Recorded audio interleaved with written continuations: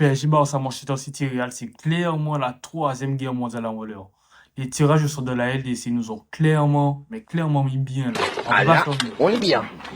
Et moi, j'aurais pas mettre à la place de ces deux équipes-là, là. Le PSG et le Barça, parce que le perdant, sur TikTok et sur Twitter, j'aurais pas mettre à leur place. Moi, j'aurais quitté les réseaux.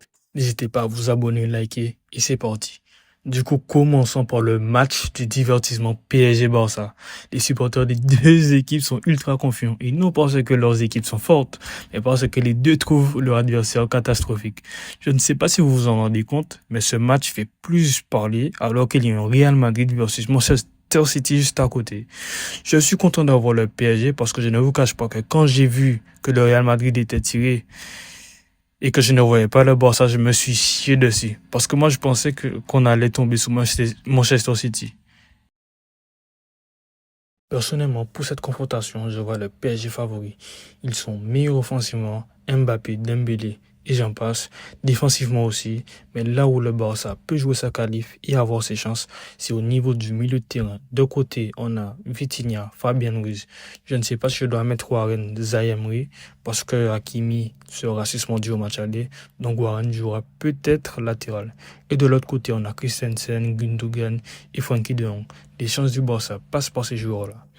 Je les attends de pied ferme, surtout Frenkie de Jong. C'est clairement le moment pour lui de prouver et d'affirmer le joueur qu'il est.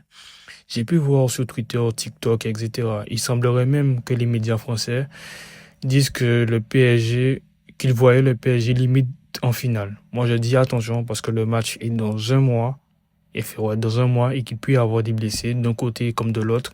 Et la dynamique aussi peut changer. Elle peut être très mauvaise comme très bonne des deux côtés. Mais pour moi, le PSG est favori. Maintenant, passons au Real Madrid versus Manchester City.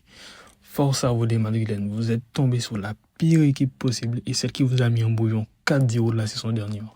Mais bon, s'il y a un club qu'il ne faut surtout pas enterrer, c'est le Real Madrid et surtout en Ligue des Champions.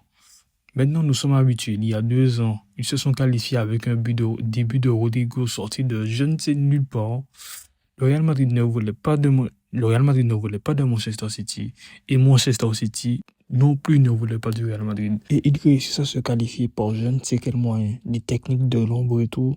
Il y a des choses qui nous disent, les Madrilènes, il y a des choses que vous nous dites pas. Bon, passons rapidement à l'Atlético Madrid versus Dortmund.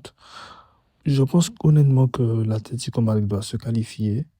Sauf qu'avec l'Atlético Madrid, ils aiment embêter les grosses équipes.